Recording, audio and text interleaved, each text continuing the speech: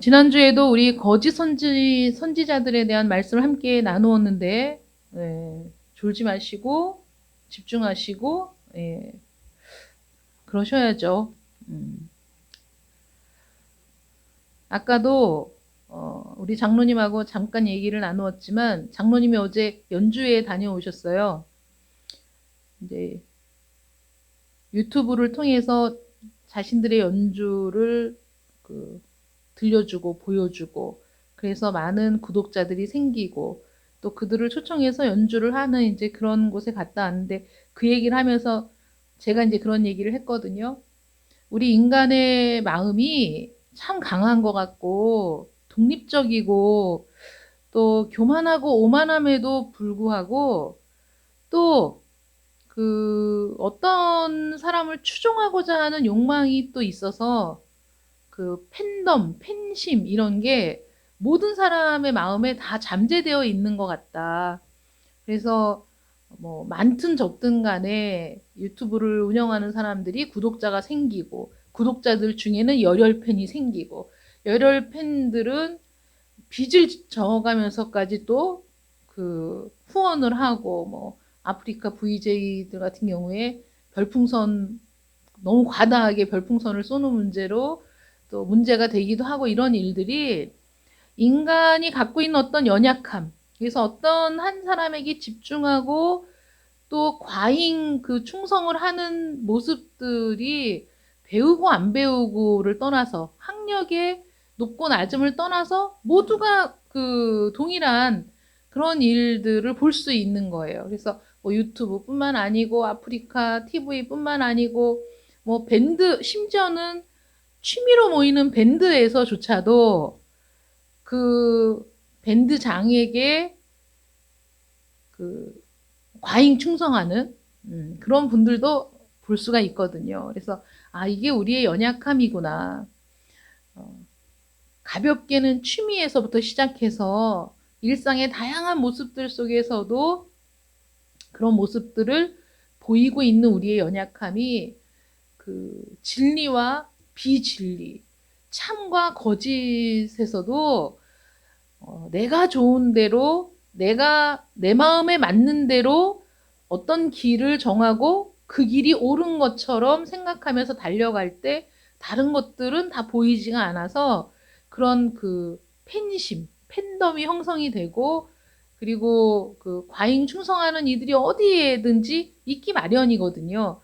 그런 연약함을 우리가 갖고 있기 때문에 참과 거짓을 분별하는 일은 더욱 중요하고 진리냐 비진리냐를 구별할 수 있는 것도 사실 굉장히 중요하다. 그래서 우리가 볼 때는 저거는 이단이고 저거는 잘못된 건데 왜 저렇게 사람들이 몰려가고 그게 정말 참인 것처럼 저렇게 할까 이해가 안 되잖아요.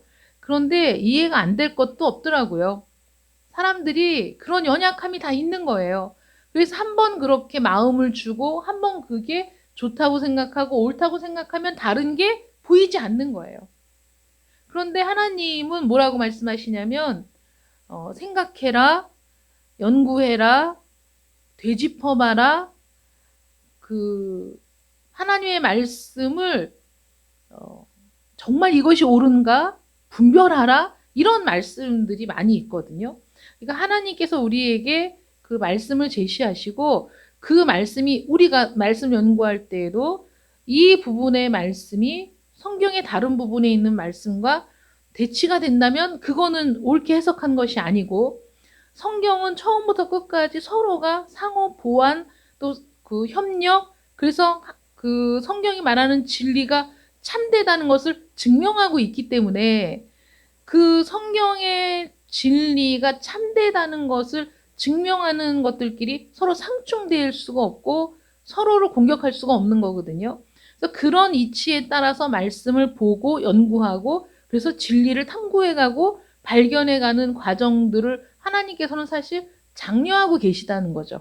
어리석게 맹종하거나 어리석게 맹신을 하는 걸 원하시는 것이 아니라는 거예요. 우리에게 그런 지식도 주셨고 그런 능력도 주셨어요.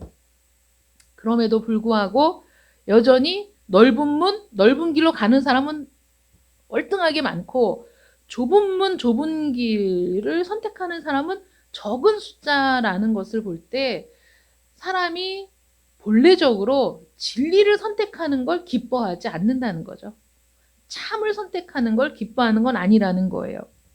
그래서 이 거짓 선지자들에 대한 이 경고가 좁은 문 협착한 길에 대해서 가르쳐 주시고 나서 덧붙여진 내용이기 때문에 이것이 좁은 문 협착한 길과 전혀 다른 상반되는 내용이 아니라 거기에 덧붙여진 그 의미를 보다 강화시키는 말씀이라고 우리가 볼 수 있다는 거예요. 결국은 거짓된 교리, 이단들이 가장 많이, 가장 크게, 가장 중점적으로 속이는 게 뭐냐? 구원의 길인 거예요. 구원의 길을 잘못 가르치고 있는 거거든요. 잘못 가리키고 있는 거고, 이것이 구원의 길이라고 그들이 제시하는 그 길이 사실은 좁은 문 좁은 길이 아니고 넓은 문 넓은 길이라는 거죠.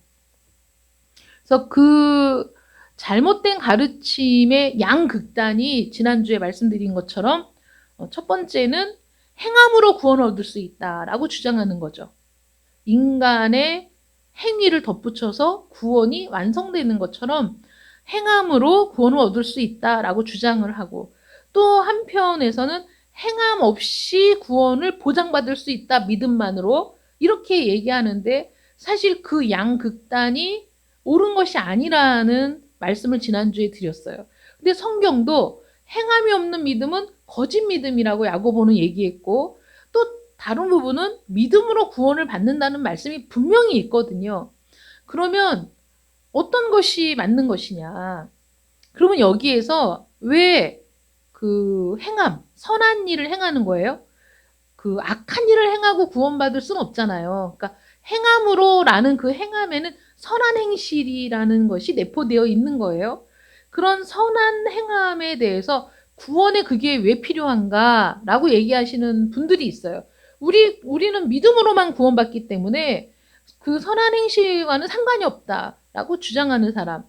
그것도 어느 면에서 보면 다 틀린 말은 아닌 것 같죠. 맞는 부분이 있는 것 같아요. 그런데 야고보처럼 아니야, 행함이 없는 믿음은 죽은 믿음이야 라고 얘기하면 그 말도 성경에 있는 건데 맞는 말 같죠. 그래서 양극단으로 가서 우리를 미혹하고 있는데, 그러면 성경이 제시하는 구원에 있어서 선한 행실이 어떤 위치를 차지하고 있느냐라고 우리가 고민을 좀 해봐야 되겠죠. 양극단으로 치우치지 않는 그 중심, 참된 그 진리는 뭐냐? 축약해서 얘기하자면 하나님의 은혜를 주장하되 하나님의 은혜가 인간의 책임을 아예 없다라고 하진 않는다는 거예요. 이거는 오해의 소지가 있어요. 구원에 있어서 인간의 역할이 필요하다라는 게 아니라 하나님의 은혜로 구원의 역사를 이루어 가는 데 있어서 인간의 책임, 선한 행실을 해야 한다는 책임을 배제하지 않는다는 거예요. 성경은. 그리고 많은 복음주의자들이 잘못을 범한 게 복음만 주장하면서 율법을 배제했는데, 참된 진리는 복음은 율법을 반대하지 않는다는 거죠. 우리가 산상수훈의 말씀을 쭉 함께 나누면서 우리 주님의 입에서 나온 그 가르침을 살펴볼 때 복음이 율법을 반대하느냐? 그렇지 않다는 거죠. 오히려 율법을 더 승화시키고 더 완성해 가는 것이 복음이지 율법을 반대하는 게 아니었어요. 그리고 우리 주님이 다 이루었다 하셨어요. 구속의 사역을 이루셨어요. 그 다 이루셨다는 그 일을 붙들고 우리가 그것만 붙들고 그것만 믿으면 천국에 갈 수 있다. 내가 어떻게 살든지 상관없이, 그래서 선한 행위가 필요 없다라는 게 아니라는 거죠. 그게 아니라는 거예요. 그러면 단도직입적으로 이렇게 물어보죠. 구원을 얻기 위해 선한 행실이 필요한가? 그러면 첫 번째, 아니다. 두 번째, 그렇다.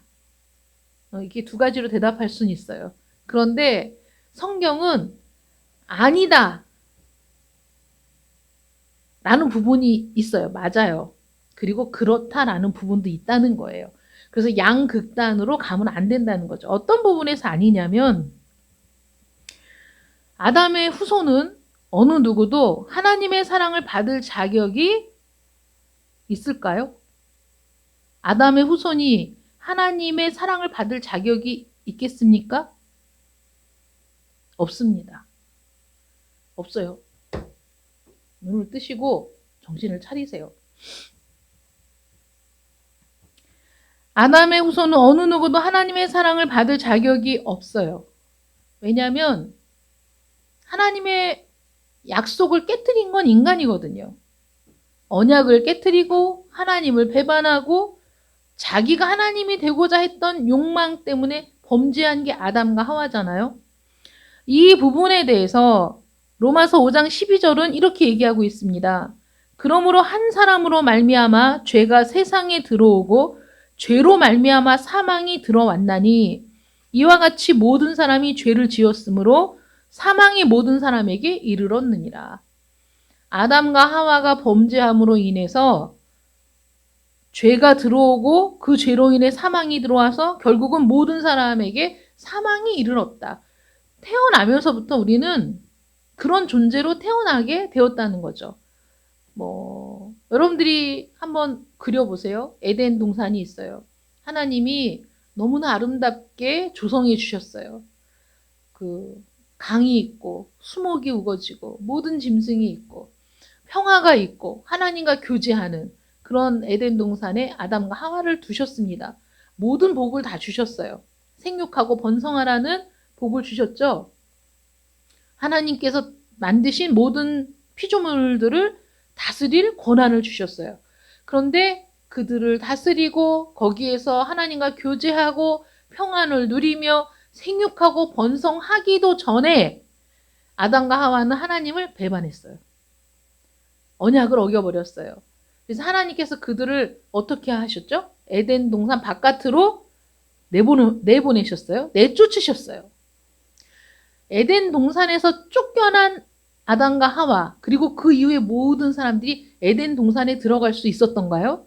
아무도 들어갈 수 없어요. 아담과 하와가 쫓겨났을 때 그들이 다시 에덴 동산으로 들어올까 봐 하나님께서 불과 화영검으로 지키셨잖아요. 그것은 결국 인간의 힘으로는 에덴 동산에 들어갈 수가 없다는 거죠. 그리고 쫓겨난 아담과 하와를 통해 태어난 모든 후손들도 역시 마찬가지로 에덴 동산엔 들어갈 수가 없는 거예요. 자기들의 힘으로는 갈 수 없어요. 그것은 결국 자기들의 힘으로는 구원을 받을 능력도 없고 자기네 스스로는 구원의 길을 발견할 수도 없고 거기에 들어갈 어떤 능력도 없는 자들이고 하나님과 맺은 언약에 의하면 그들은 당장 죽어도 할 말이 없는 사람들인 거죠. 내가 그 과실을 먹는 날에는 정녕 죽으리라 말씀하셨는데 그 약속대로라면 죽어도 할 말이 없는 거예요. 죽을 수밖에 없는 거죠. 그들이. 그런데 어떻게 하나님의 자비를 기대하고 하나님의 사랑을 기대할 수 있겠습니까? 어떤 예쁜 짓을 한다고 하나님이 그들을 사랑하리라는 보장이 없다는 거죠. 그 누구도 하나님의 사랑을 받을 자격이 없고 그럴 하나님의 사랑을 받을 만한 어떤 행위도 할 수가 없어요. 왜냐하면 하나님의 의는 완전하고 하나님의 의는 거룩하고 거기에 다다를 수 있는 사람이 아무도 없기 때문에 우리의 의는 더러운 옷과 같다. 성경이 그렇게 표현하고 있어요. 우리가 아무리 의인이고 우리가 아무리 의롭게 살아도 그걸 하나님께 갖다 대면 정말 아무것도 아니야. 더러운 옷과 같아. 그런데 우리가 어떤 행위로 하나님께서 우리를 어여삐 보실 만한 행위를 할 수 있겠느냐? 불가능하다는 거죠. 1만 달란트 빚진 자에 대한 비유도 그거와 마찬가지 아니겠어요? 도저히 갚을 수 없는 빚을 진 사람. 평생을 갚아도 갚을 수 없는 빚을 진 사람. 그게 우리라는 거죠. 하나님 앞에서. 그래서 구원을 얻기 위해서 우리가 어떤 선한 행실이 필요하냐? 불가능하다. 없다가 아니라 아니다가 아니라 불가능하다. 그 정확한 답은 그거죠. 우리가 구원을 얻기 위해서 어떤 선한 행실을 통해서 구원을 얻을 수 있을까? 불가능하다. 그 길은 없다라는 거예요. 에베소서 2장 8절 9절에 보면 너희는 우리가 이 말씀은 찾아서 한번 놓고 볼까요? 에베소서 2장 8절 9절 말씀.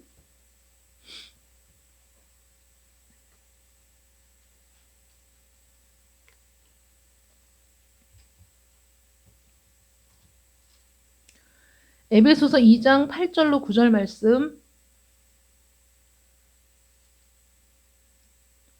우리 함께 읽겠습니다. 시작. 너희는 그 은혜에 의하여 믿음으로 말미암아 구원을 받았으니 이것은 너희에게서 난 것이 아니요 하나님의 선물이라. 행위에서 난 것이 아니니 이는 누구든지 자랑하지 못하게 함이라. 아멘. 네, 이 말씀을 통해서 그 행위가 필요 없다라고 얘기하는데, 일단은 여기에서 살펴볼 게 뭐냐면, 우리가 믿음으로 구원을 얻는다라고 얘기하지만 그 믿음은 어떤 원인에 의해서 믿음이 생기느냐? 하나님의 은혜로 말미암아 믿음이 생기는 거예요. 완벽한 환경에서도 하나님을 배반했던 인간들이 죄악 가운데 있으면서 우리 안에서 생겨난 자발적인 믿음으로 구원에 이를 수 있느냐? 불가능하다는 거죠. 하나님의 은혜가 아니고서는 불가능하다. 제가 기도원을 다녀왔잖아요. 기도원에 가기 전에도 어떤 이제 구상은 했어요. 내년에 표는 어떤 방향으로 생각은 하고 갔어요. 하고 갔는데 거기에서 그 은혜에 대해서 자꾸 그 하나님이 생각하게 하시는 거예요. 은혜. 그래서 이제 표를 수정했어요. 이제 바꿨는데 그 2022년에는 은혜에 대해서 우리가 한번 깊이 들어가 보자.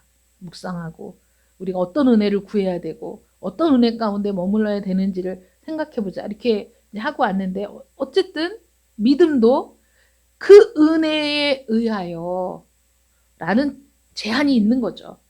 그래서 그 안에서 믿음으로 말미암아 구원을 받는 거니까 이 구원의 여정 전체가 하나님의 은혜요 섭리이지 우리 입장에서 그 구원에 어떠한 1.1핵이라도 보탤 수가 없다는 거죠. 그런 의미에서 선한 행실이 필요하냐? 구원에 필요하진 않아요. 우리에게 의지할 게 없어요. 하나님 입장에서. 그래서 하나님의 구원의 그 여정, 우리를 구원하시는 그 구원의 그 넓은 의미, 우리가 그냥 단순히 그 지옥에 갈 영혼이 구원받아서 천국에 가는 거야. 구원이라는 것을 그렇게 단순하게 얘기할 수 있겠지만 성경은 그렇게 구원에 대해서 그 단순하게 얘기하고 있지 않아요. 구원은 굉장히 폭넓은 의미거든요. 여기 에베소서 2장 8절 9절에서 나오는 이 구원은 이미 받은 거예요. 우리가 구원을 받았으니잖아요. 받았으니. 이게 그 예수님께서 말씀하신 것처럼 사망에서 생명으로 옮겨졌다. 우리가 믿음으로 구원받을 때, 중생할 때 우리의 그 신분이 바뀌어졌다. 그래서 멸망받을 자에서 그 구원을 확신할 수 있게 되었다. 구원에 이미 들어간 걸로 인정받았다. 그래서 지금 현재의 상태가 구원을 받은 상태라는 거죠. 그래서 구원을 받았으니 이미 지금 구원받은 상태. 그래서 우리는 이 구원을 누리면서 예배하면서 하나님과 교제하면서 살아가기는 하지만 완전한 구원에 들어간 것은 아닌 여정이죠. 그래서 여행이라고 표현하잖아요. 여행. 구원의 여행의 시작이 어떻게 되냐면 최초의 구원의 시작은 하나님의 주권적인 의지에 의해서 생긴 거예요. 구원을 해야 되겠다. 내가 너희를 구원하겠다. 라고 하나님께서 주권적으로 의지를 갖고 일을 시작하신 거예요. 이미 창세 전에 작정하셨다. 이렇게 말씀하시거든요. 내가 너를 창세 전에 알았다. 이렇게 말씀하시죠. 내 백성은 누구겠어요? 우리 주님께서 내 백성이라고 표현하시고 하나님도 내 백성이라고 말씀하실 때 그 내 백성이 혈통적인 이스라엘만 얘기하는 것이 아니고 이미 창세 전에 선택하기로 작정하시고 그 이름까지 기억하신 바 된 그들이 바로 하나님의 백성이며 예수님께서 말씀하신 하나님이 나에게 주신 내 백성인 거죠. 여러분들은 하나님의 백성이십니까? 구원의 확신이 있는 사람은 그거를 자기도 모르게 확신하게 되는 거예요.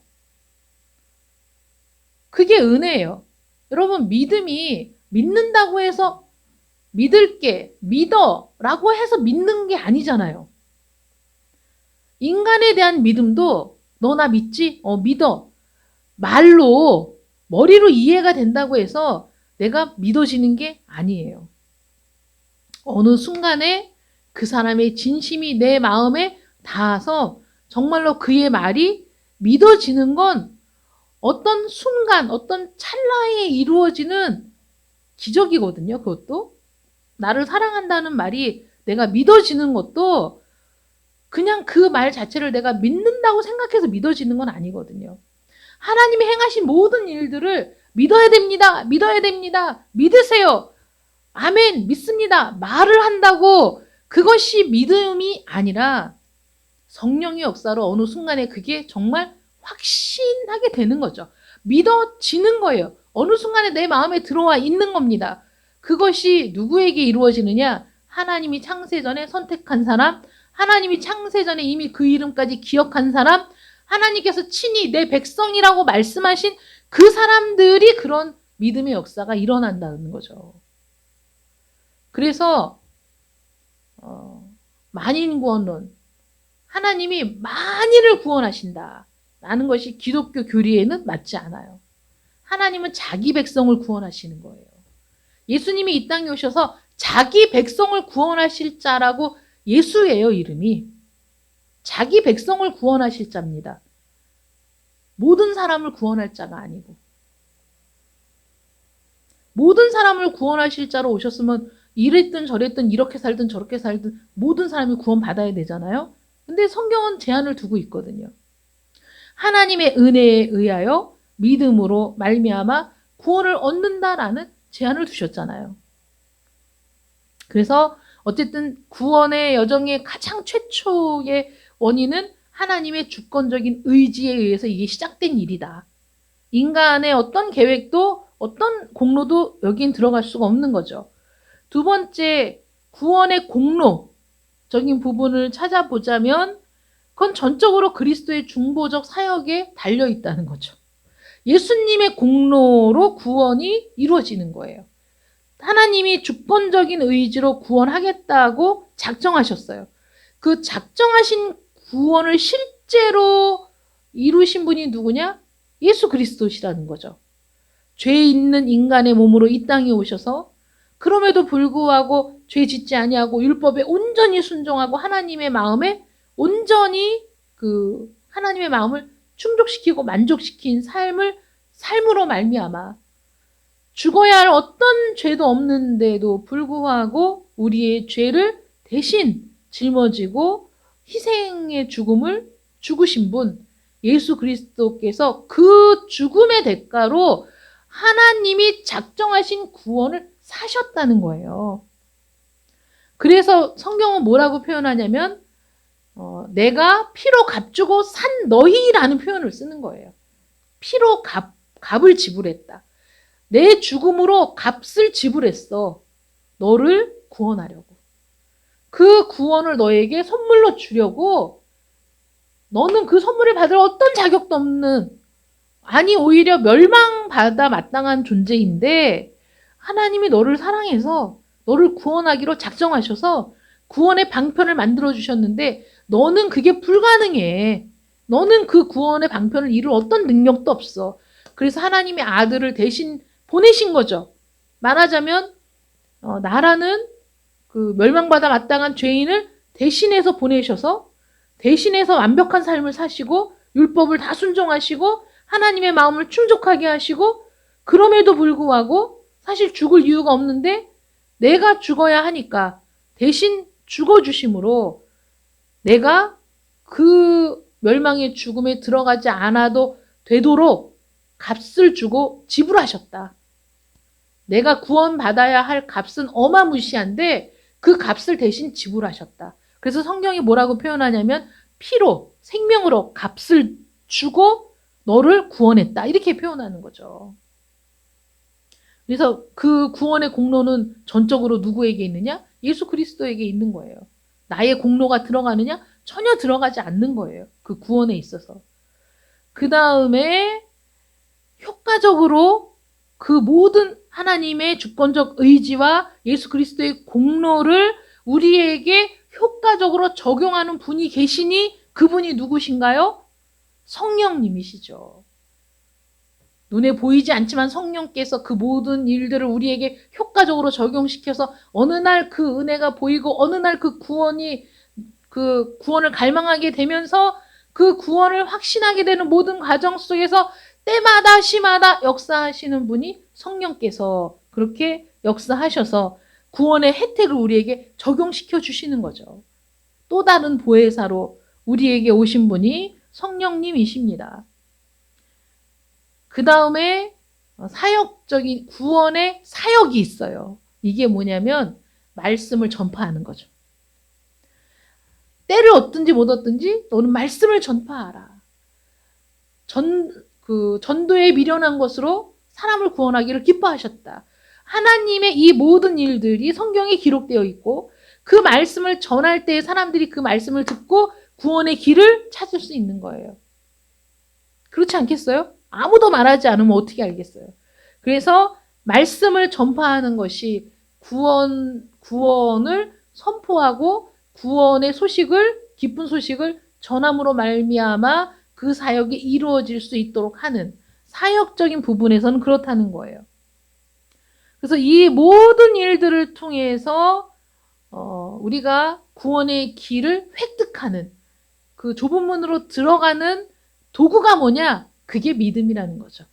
믿음만으로 구원받는 게 아니라 믿음은 그 구원에 있어서 정말 그 최소한의 우리 입장에서 할 수 있는 가장 최소한의 부분이 믿음인데 오늘 에베소서 2장 8절 9절 말씀을 보니까 그 믿음마저도 하나님의 은혜에 의하여 얼마나 그 하나님의 은혜가 감사한지 이루 말할 수가 없는 거예요.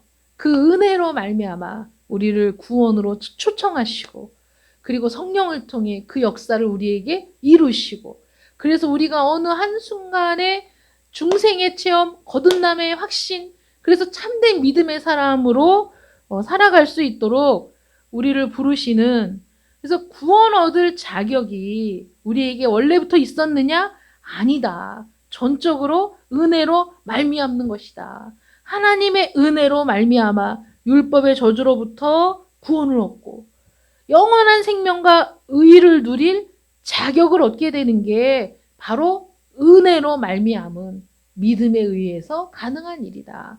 그러므로 구원을 얻기 위해 선한 행실이 필요한가? 필요하진 않죠. 거기에는 필요하지 않아요. 지금 구원의 여정을 살펴봤지만 우리의 선한 행실이 들어갈 곳이 없어요. 여기에는. 하나님이 우리를 사랑하시도록 우리가 어떤 행위도 할 필요가 없다는 거, 또 칭의를 위해서 내가 어떤 일을 해야 할 필요가 없어요. 칭의, 의롭다라는 인정은 내가 그 은혜에 의하여 믿음으로 구원을 받을 때 주어지는 게 칭의거든요. 의롭다라고 인정해 주는 것. 왜 인정을 해 주는 겁니까? 예수님이 생명으로 우리를 사셨기 때문에 그 예수 안에서 우리를 의롭다라고 인정해 주시는 거죠.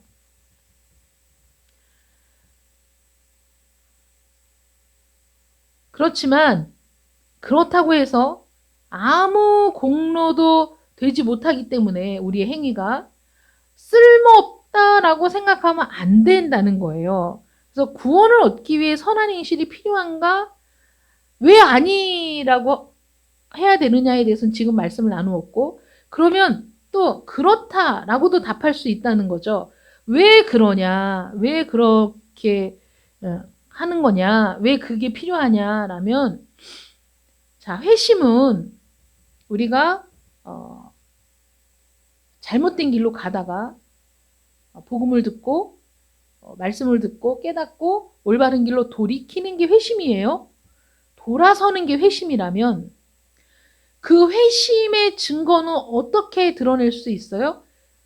돌아선 그 길로 걸어갈 때. 그렇잖아요. 회심은 했는데 그 길을 걷지 않아? 그럼 회심을 했는지 안 했는지 어떻게 알아요? 회심은 올바른 길로 돌아서는 건데 그 다음에 해야 될 일은 그 길로 걸어가야 되는 거죠. 좁은 문으로 들어섰으면 좁은 길을 걸어야죠. 협착한 길을 걸어야 되잖아요. 구원을 얻기 위해서 선한 행실이 필요하지는 않지만은, 그러나 구원을 얻은 뒤에, 회심한 뒤에, 거듭난 뒤에는 선한 행실이 반드시 뒤따라온다는 거죠. 그 결과로. 그렇지 않습니까, 여러분? 지난주에 말씀드린 것처럼 좁은 문을 들어섰는데, 좁은 문을 들어서니까 좁고 협착한 길이 나왔어요. 좁고 협착한 길은 사람들이 좋아하지 않는 길, 고난이 따르는 길, 자기를 부인해야만 가는 길인데, 그 길을 걷는 길이 어떻게 악한 행위를 동반하는 길이 될 수 있겠어요? 그거는 말이 안 되잖아요. 우리가 지지난주에도 말씀을 나누었지만, 그 협착한 길을 걷기 위해서는 거룩한 원리에 의해서 거룩한 방법으로 거룩한 목적 안에서 사는 길이 그 협착한 길이거든요. 그럼 거룩한 원리, 거룩한 방법, 거룩한 목적, 말씀대로 사는 길이잖아요. 말씀대로 사는 길은 결국 선한 행실. 그쵸? 그리고 그 길이 하나님께 영광을 돌리는 길인 거예요. 그래서 선한 행실이 필요합니다. 왜 필요하냐? 지옥으로 이끄는 모든 생활 태도와 행위로부터 우리를 지키기 위해서 필요해요. 제가 기도원에 갔을 때 제가 핸드폰 중독이라는 사실을 깨달았어요. 이게 핸드폰이 없으니까 너무 불편하고 그 다음 일을 못 하겠는 거예요. 배터리가 다 돼가지고 그 매점 충전기에다 꼽아놓고는 방에 시계도 없어요. 시계도 없어가지고 이 매점 문 닫기 전에 가서 찾아와야 되는데 몇 분이 지났는지도 모르겠고, 그리고 또 할 일이 없는 것 같고 막 이런 생각이 들더라고요. 뭐 여기에서 저보다 더 핸드폰 중독인 분들도 있지 않을까 싶은데 하여간 그랬어요. 그래서 시간이 많이 지났다고 생각하고 찾으러 갔더니 6시 45분이더라고. 그 앞에서 기다렸지, 15분을. 충전이 그 시간까지만 충전할 수 있어가지고. 그래서 야, 이게 사실 휴대폰 없이도 살 수 있어야 되는데 늘 시간을 볼 때도 확인하고 또 이제 가만두질 않아. 메시지 오면 메시지 뜨고 전화 오면 또 전화 받아야 되고 뭐 이러다 보니까 뭐 띠링 하면 또 보게 되고 이러잖아요. 아, 시계를 하나 사야 되겠다.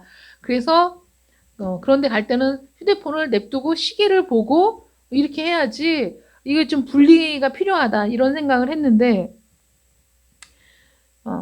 지옥으로 이끄는 생활 태도는 아니지만은 우리가 부지불식간에 하나님 없이도 살 수 있는 것처럼 요즘 사람들은 휴대폰만 있으면 나이 드신 분들도 그 유튜브 보면서 시간을 보내고 그래서 같이 모여 있어도 다 휴대폰 보느라고 정신이 없고 그리고 그것만 있으면 무료하지 않고 이러면서 하나님 없이도 살 수 있다라고 생각할 수도 있지 않을까 이제 그런 생각을 했는데 어쨌든 우리의 그 생활 태도와 행위로부터 잘못된 생활 태도와 행위로부터 우리를 지키기 위해서 선한 행실이 필요하고 또 하나님을 영화롭게 하고 그 은혜를 찬미하기 위해서도 선한 행실이 필요합니다.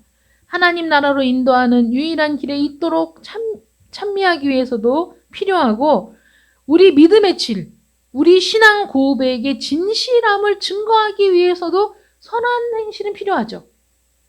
막 살면서 나는 믿음이 있는 사람이야 라고 얘기할 수도 없고 내가 함부로 행동하고 말하면서 내 믿음은 진짜야 라고 말할 수는 없는 거예요. 그리고 우리의 부르심과 택하심을 확실하게 하기 위해서 선한 행실이 필요하고, 또 정말 중요한 거, 복음을 비난하는 자들을 침묵시키기 위해서도 선한 행실은 필요하다. 선한 행실 앞에서 또 비난할 수 있는 사람은 없죠. 그래서 그런 모든 것들이 그 좁은 문으로 들어서서 협착한 길을 가는 사람들은 사실 이런 모든 필요에 의해서도 선한 행실이 필요하다. 생명으로 인도하는 유일한 길. 그 길은 순종함으로만 갈 수 있는 길. 생명으로 인도하는 그 유일한 길, 순종의 길을 밟지 않고 완전한 구원에 이룰 수 없거든요. 우리는 협착한 길로 들어서서 그 길을 가야만 하는 겁니다. 지옥으로부터 구원, 이게 다야? 다가 아니에요. 우리가 구원받은 시점부터 완전한 구원을 이루는 천국에 입성하는 그날까지 이 사이, 여행이라고 부르는 이 시간들, 칭의와 영화 사이에는 끊임없는 투쟁이 있는 거예요. 우리가 그 길을 가도록 그냥 내버려 두지 않아요. 끊임없이 우리를 방해하는 사단이 있어요. 우리가 끊임없이 정복하고 밟고 넘어가야 할 원수들이 있고, 우리가 반드시 쟁취해야 될 승리가 있는 겁니다. 거기에서도 넘어지고, 또는 그 협착한 길에서 미끄러져서 떨어질 수도 있고, 그래서 우리를 미끄러뜨리고 떨어뜨리고자 하는 밤낮 쉬지 않고 우는 사자와 같이 삼킬자를 찾아 돌아다니는 우리의 원수들하고도 싸워서 이겨야 되고, 근데 말로 이기는 거 아니죠?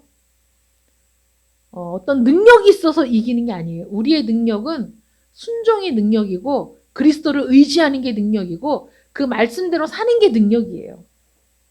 약할 때 강함 되시는 예수 그리스도의 능력을 힘입는 여러분들 되시기를 바랍니다. 우리는 약할 수밖에 없지만 예수님은 우리의 대장 되시니 원수를 물리치고 최후의 승리를 얻을 때까지 대장 되신 예수님을 따라가는 거죠. 우리가. 그래서 우리가 약할수록 강할 수 있어요. 왜냐하면 약할수록 주님을 의지하고 붙들거든요. 주님이 우리 앞서 나가서 싸우시기 때문에 약할 때 강함이 되시는 우리 주님을 바라보는 여러분들 되시기를 축원합니다. 구원을 얻기 위해서 선한 행실이 필요 없다고 주장하는 사람들이 그 십자가상의 강도의 예를 드는 경우가 많아요. 야, 그 강도 봐봐. 거기서 십자가에 달려있는 상태에서도 그날 구원받았잖아. 이렇게 얘기를 하죠. 그런데 그렇게 믿음을 고백하는 순간 천국에 들어가는 경우는 흔한 일이 아니에요. 흔한 경우가 아니에요. 예외적인 상황인데 예외적인 상황을 모두에게 적용할 수는 없어요. 그래서 예외적인 상황이라고 우리가 말할 수 있지만 이제 그렇게 하지 말고 그 대신에 그 강도에게 있어서 우리가 바라봐야 할 점을 우리가 살펴본다면 첫 번째는 그가 이렇게 얘기했어요. 두 강도가 있었는데 한 강도가 예수님을 비난했거든요. 그랬더니 이 한쪽 강도가 이렇게 얘기하는 거예요. 내가 하나님을 두려워하지 않느냐? 라고 꾸짖었어요. 야, 너 그런 말 하지 마. 네가 하나님을 두려워하지 않는 모양이로군. 라고 비난한 거예요. 그 동료를. 그리고 나서 우리는 우리가 행한 일에 상당한 보응을 받는 것이니 이에 당연하거니와, 이 말은 자기의 죄를 인정하는 거죠. 나는 죄인입니다. 나는 죽어 마땅합니다. 내가 이렇게 십자가에 달려서 고통스럽게 죽는 건 내가 지은 죄에 대한 당연한 보응입니다. 이렇게 고백하는 거예요. 자기의 죄를 회개했어요. 짧은 순간이든 긴 순간이든 우리가 주님 앞에서 반드시 이 시간이 필요한 거예요. 나는 죄인입니다. 나는 죽어 마땅한 죄인입니다. 영원한 멸망에 떨어지는 것이 마땅한 죄인입니다. 라고 고백하는 시간이 반드시 필요하죠. 그리고 나서 이렇게 얘기합니다. 이 사람이 행한 것은 옳지 않은 것이 없다. 많은 사람들, 둘러선 그 처형 광경을 보기 위해 몰려든 수많은 사람 앞에서 예수님이 옳다는 것을 증거했어요. 이 사람이 행한 일 중에 옳지 않은 게 없다. 의인이다. 옳은 분이다. 라고 인정했어요.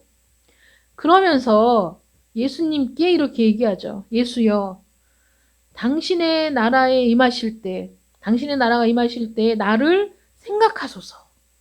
그러니까 뭐예요? 나는 죽어 마땅한 죄인인데 그런 나를 의탁할 수 있는 분이 바로 당신입니다.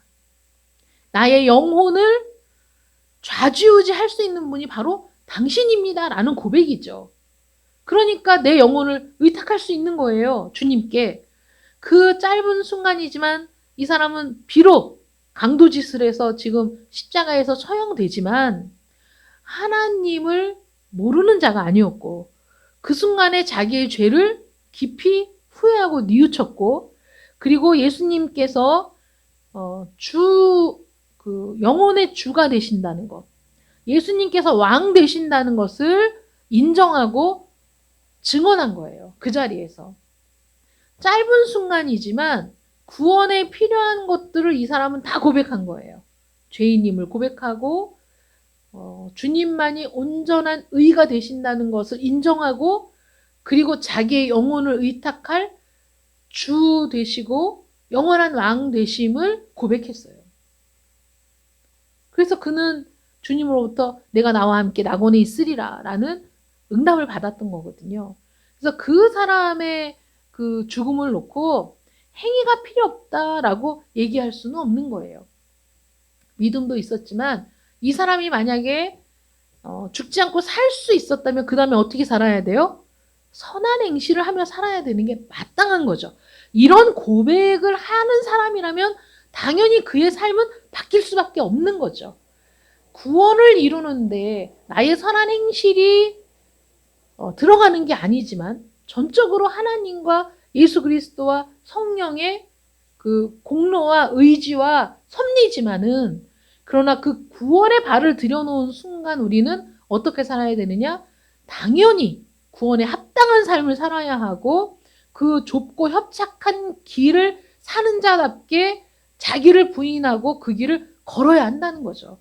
그러므로 선한 행실이 필요 없다라고 주장하는 건 이단인 거고 구원의 선한 행위가 필요하다라고 얘기하는 것도 잘못된 주장이라는 거. 왜 이걸 우리가 깊이 말씀을 연구해야 되느냐? 이 세상의 이단들은 항상 예로부터 지금까지 그 구원의 길을 희미하게 만들고 구원의 길을 넓혀버리고 다른 구원의 길을 제시해 왔기 때문이다. 그러므로 우리가 참된 구원의 길이 어떤 것인가를 분명히 알 필요가 있다는 거죠. 제가 어저께 큰일 날 뻔 했어요. 기도원에 갔다 와서 디모데가 이제 병원을 갔는데 점심 그렇게 밥을 같이 먹자고 그게 일평생 소원인 것처럼 그렇게 조르니까 밥을 같이 먹자. 저기 집에서 먹든 나가서 먹든 같이 먹자고 이제 조르는데 이게 제가 일을 하다가 시간이 좀 그래요. 아침도 안 먹었는데 기도원에서 삼시세끼를 정시에 먹다가 아침을 안 먹으니까 너무 허기진 거예요. 그래서 그 병원에 간 아들한테 너 몇 시에 끝나니? 지금 다 끝나서 그 처방전 받고 약만 지으면 된다.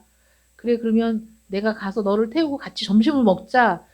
이러고 우리 아들하고 만나서 가는데 장로님이 밥 먹자고 전화하는데 끊어버리고 알아서 드시라 그러고 우리 아들하고 밥을 먹으러 갔어요. 밥을 먹으러 갔는데 먼저 들어가라고 해놓고 제가 주차를 하고 가면서요. 아니 주차를 해놓고 걸어가면서 저 앞에 엘리베이터에 사람들이 타는데 순간적으로 나도 빨리 뛰어가서 저 엘리베이터를 타야지 라고 뛰어갔어요. 근데 뛰어갔는데 갑자기 쾅 하면서 정신이 하나도 없는 거예요. 그래서 이게 무슨 상황인지를 모르겠는 거야. 너무 아프고 너무 정신이 없는데 보니까 제가 유리가 너무 깨끗해. 근데 그 유리 너머에 엘리베이터가 이 유리가 두 눈을 뜨고 있는데도 유리가 안 보인 거예요.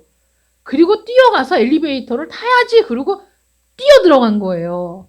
그러면서 그 유리에 부딪혔는데 너무 세게 부딪혀가지고 이쪽 왼쪽 이마하고 여기 그 앞니하고 무릎하고 주머니에 뭐 열쇠 넣고 이러면서 뛰어가가지고 손으로 이렇게 짚었으면 그런데 문이 있다고 생각을 안 했기 때문에 손으로 짚지도 않고 그냥 들이받은 거예요.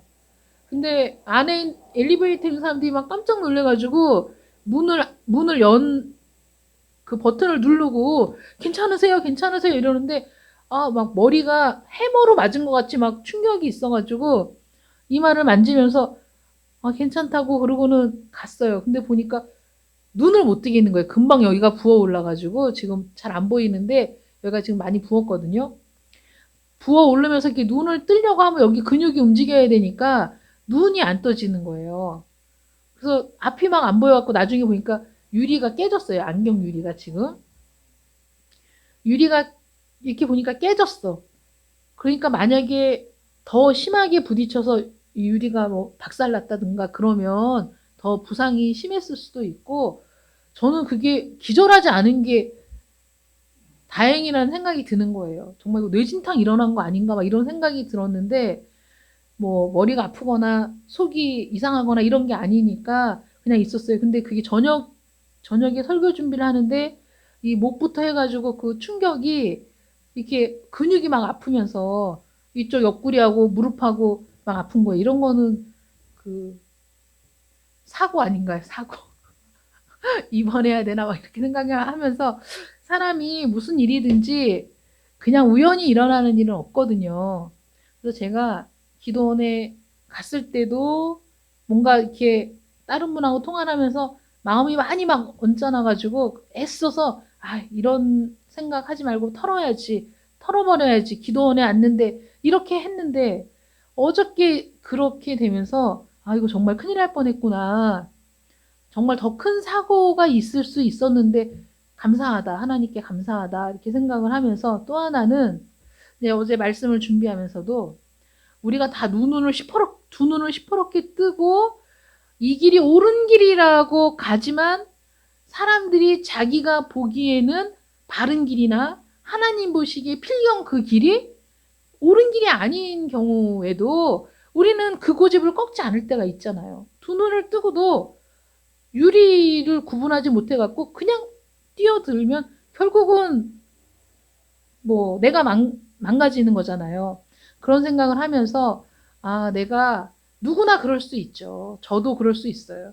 내가 보는 것이 정확하고 내가 생각하는 것이 옳고 그래서 내가 지금 하는 게 다 옳아라고 생각하는 건 정말 위험천만한 생각일 수 있다. 그래서 항상 하나님의 말씀이 앞에 있어야 되고 그게 우선이 돼야 되고 하나님의 말씀으로 검증을 받는 일이 무엇보다 필요하다. 이런 생각을 하면서 그래 모든 일이 우연이 없지. 하나님께서 정신 차려! 이렇게 그 이맛박을 한 대 딱 때린 것 같기도 하고 그러면서도 큰 사고로 이어지지 않게 막아주셔서 감사하기도 하고 또 말씀을 준비하면서 그 말씀하고 적용이 되면서 그래 나라고 항상 옳은 일만 할 수 있겠느냐 나라고 항상 옳은 것만 선택할 수 있겠느냐 항상 조심해야지 항상 겸손해야지 그런 생각도 하고 그랬습니다. 그래서 어저께는 많이 좀 조심을 하고 목도 좀 그렇고 이래서 우리 권사님들한테 전화도 못하고 그러고 있었는데 어쨌든 그런 일이 있었습니다. 그래도 하나님께서 지켜주셔서 감사하고 제일 먼저 든 생각이 오늘 토요일인데 내일 주일인데 이거 얼굴이 엉망진창이면 어떡하지? 이렇게 생각을 했거든요. 입 있는데도 많이 부딪혀갖고 저는 속으로 막 피가 흐르는 줄 알았어요. 근데 나중에 보니까 이제 피가 흐르진 않고 약간 부딪혀가지고 안에가 조금 붓기만 하고 뭐 그런 상황입니다. 그래서 뭐 오늘 장로님께 오늘 촬영은 하지 마시고 음성만 해주세요. 뭐 이렇게 할까 생각을 했는데 잘 표시가 안 나시죠? 네, 그런 일이 있었어요. 그러니까 우리 모두 정말 정신 똑바로 차리고 우리 주님이 이끄시는 그 길, 그 구원의 길에 들어섰다는 것을 감사하면서 그 구원의 여정을 완수하는 그날까지 계속해서 점진적으로 성화되어가는 여러분들 되시기를 축원합니다. 기도하겠습니다. 사랑의 하나님 감사합니다. 우리를 위해 창세전에 선택하시고 우리의 이름까지 기억하시고 우리를 구원하기로 작정하셔서 내 백성이라 내 자녀라고 말씀해 주시는 아버지 하나님 감사하고 감사합니다. 하나님께서 작정하시고 이루어 놓으신 이 모든 구원의 역사 속에서 그 섭리 가운데서 우리가 이제 그 구원의 여정에 발을 들이밀었습니다. 어떻게 살아야 합니까? 어떻게 하나님께 영광을 돌려야 합니까? 어떻게 이 위험하고 풍파많은 세상에서 주님을 온전히 따라갈 수 있겠습니까? 오직 성령께서 우리를 도우시고 함께하사 이 구원의 여정을 완수할 수 있도록 도와주시고 최종적인 영화에 들어가는 그날까지 끊임없는 싸움 속에서 승리할 수 있도록 도우시기를 간절히 원합니다. 최후의 승리를 얻는 그날까지 동행하실 우리 주님께 영광을 돌리옵고 예수님의 이름으로 기도드립니다. 아멘.